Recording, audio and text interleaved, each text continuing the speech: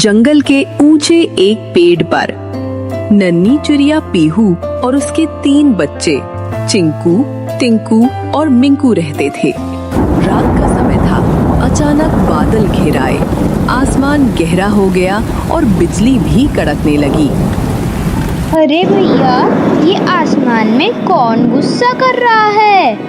अरे ये तो बादल हैं। मम्मा ने बताया था ना, जब बादल ऐसे गरजते हैं तो बारिश आती है।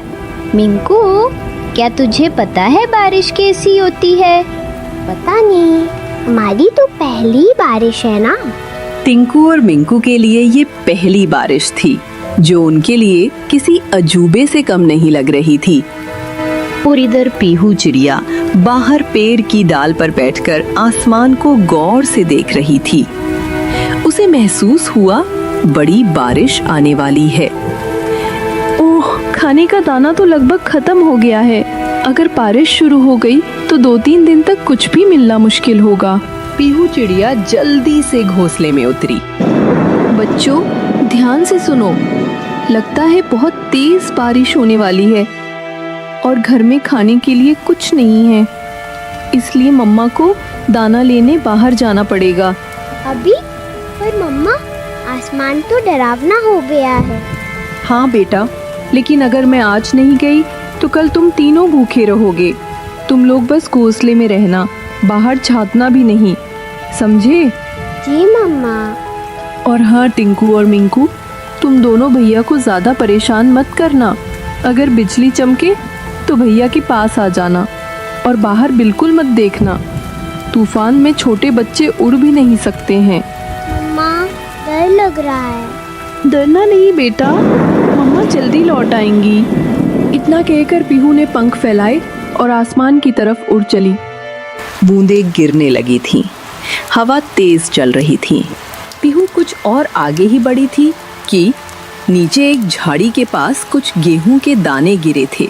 पीहू तेजी से नीचे उतरी, कुछ दाने लेकर वापस उड़ने ही वाली थी कि तभी वहां शिकारी पंछी चिल्ला गया। ओहो, बारिश में दाना समेटने आई है बहन, कुछ मेरे लिए भी छोड़ दे। तुम कौन हो? अरे, तू मुझे नहीं जानती क्या? इस जंगल में सब मुझे बल्लू के नाम से जानते हैं। ये मेरे बच्चों के लिए है, दूर रहे चिल। अरे अरे, तेरे बच्चों को भूख लगी है और मुझे नहीं। बारिश में तो शिकार मिलना मुश्किल होता है। आज तो मैं तुझे खाकर ही रहूंगा, वरना क्या? कौवा आगे बढ़ने ही वाला था कि तभी पीहू चिड़िया के मन में एक विचार आता है। अगर मैं सीधे भिड़ी तो हार जाऊंगी, कुछ दिमाग लगाना होगा। वो चिल की आंखों में देखकर बोली, तू बड़ा शिकारी है ना, पर क्या तू इतनी तेज हवा में उड़ भी सकता है? मैं तो सबसे ऊंचा उड़ता हूँ।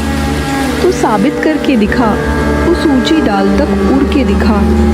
अगर तू वहां तक पहुंच गया तो आधा खाना तेरा। बात तो सही है, मैं दिखाता हूँ। वो तेज हवा में ऊपर उड़ गया, लेकिन जैसे ही उसने ऊंचाई पकड़ी, इधर पीहू चिड़िया चुपके से वहां से चली गई। वो पंख फैलाकर तेजी से घोंसले की ओर उड़ चली।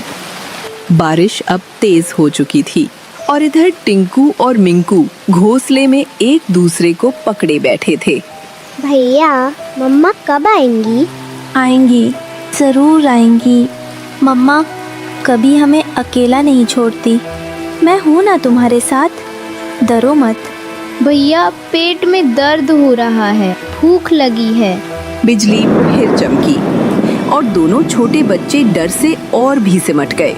मुझे बहुत ठंड लग रही है, मुझे लग रहा है हम भूख से मर जाएंगे। चिंकू ने अपने छोटे भाइयों की हालत देखी। उसे लगा अब कुछ करना ही पड़ेगा। तुम दोनों यहाँ रहो, मैं खाना ढूंढ कर लाता हूँ। मम्मा जैसी हिम्मत अब मुझे दिखानी ही होगी। मत जाना भैया, बाहर बहुत खतरा है। तुम चिंता मत करो, अगर मैं आज नहीं गया तो तुम दोनों भूखे रहोगे। और हाँ, मैं जल्दी लौट आऊँगा, तुम बस एक दूसरे का ख्याल रखना। इतना कहकर चिंकू वहां से चला जाता है। पर इधर तेज तूफान में पीहू चिड़िया घोंसले तक पहुंचने की कोशिश कर रही थी, पर हवा इतनी तेज थी कि उसके पंख कांप रहे थे। बरसाती बादल मानो उसे घर पहुंचने नहीं देना चाहते थे। इसी बीच बिजली की एक तेज कड़क से पीहू का संतुलन बिगड़ गया और वो नीचे जा गिरी। ओ मोरी मैया, मेरे पंख, ये क्या हो गया?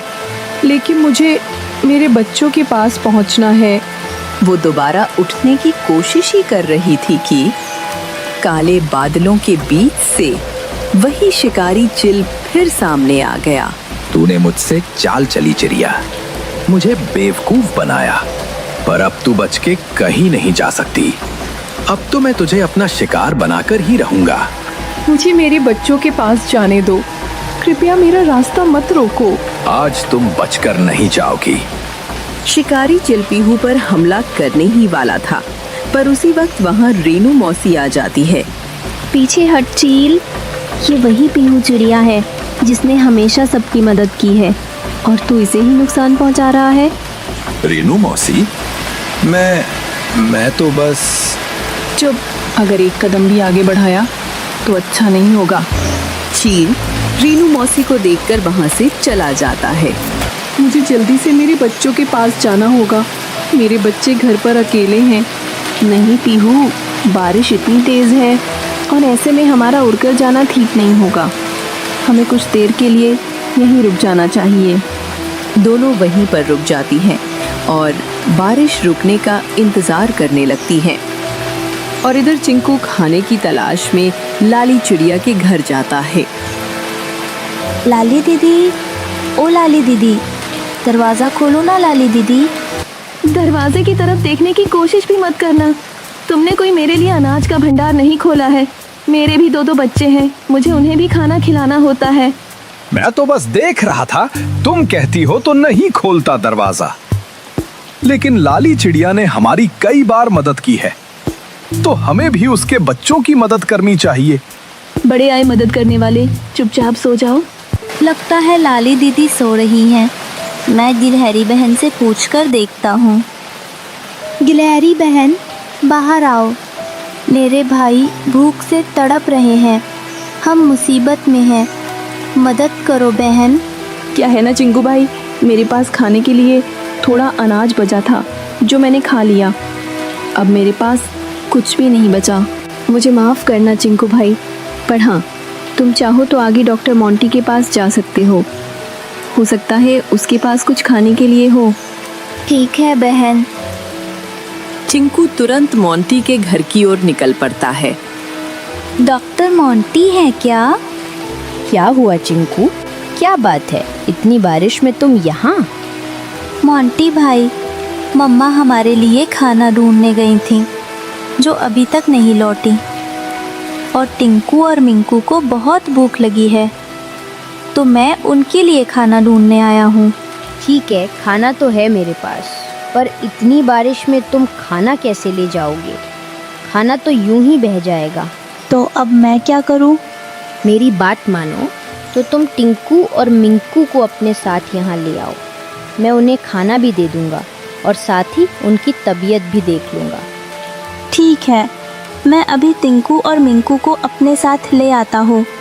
ठीक है, मैं तुम्हारा यही इंतज़ार करता। चिंकू अपने घर की ओर निकल पड़ता है। भैया आप आ गए, हम तो डर गए थे। भैया खाना कहाँ है? आप खाना नहीं लाए? खाने का इंतज़ाम तो हो गया है, पर उसके लिए हमें डॉक्टर मोंटी के यहाँ जाना होगा। डॉक्टर मोंटी के यहाँ पर क्यों? चिंकू टिंकू और मिंकू को सारी बात बताता है। इतनी बारिश में भैया तुम कैसे ले जाओगे? हमें तो उड़ना भी नहीं आता अभी। तुम उसकी चिंता मत करो, मैं तुम्हें बराबर अपने साथ ले जाऊंगा।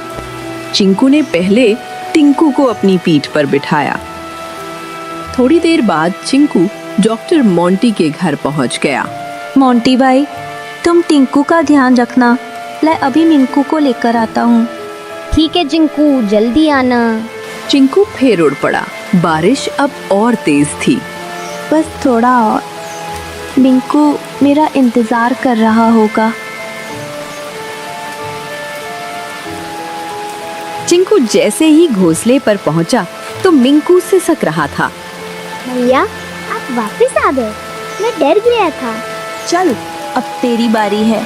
थोड़ी देर बाद दोनों मोंटी के घर पहुंच जाते हैं। ये लो बच्चों, गर्मा गर्म खाना खा लो। अगली सुबह जब बारिश थम जाती है तब पीहू चिड़िया रीनू मौसी को लेकर अपने घर की ओर निकल पड़ती है। पीहू जैसे ही घर पहुंचती है तो देखती है कि उसके बच्चे वहां नहीं होते। बच्चों को वहां ना देखकर पीहू बहुत परेशान हो जाती है। मेरे बच्चे कहाँ गए होंगे रेनू मौसी?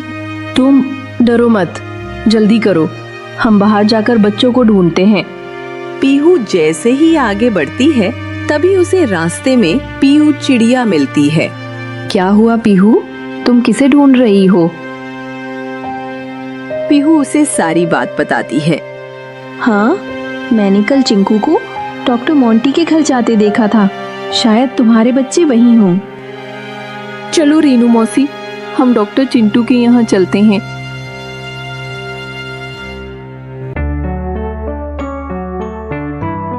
मेरे बच्चों, तुम यहाँ हो?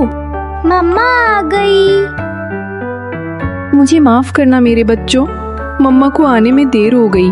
कोई बात नहीं मम्मा। पर बच्चों, तुम यहाँ कैसे आए? तब चिंकू पीहू को सारी बात बताता है। चिंकू की सारी बात सुनकर पीहू भावुक हो जाती है। आपका बहुत बहुत शुक्रिया मोंटी भाई, हम आपका ये एहसान कभी नहीं भूलेंगे। सच में चिंकू ने इस बार बहुत ही बहादुरी वाला काम किया था, इसीलिए इस बार सबका हीरो चिंकू बन गया।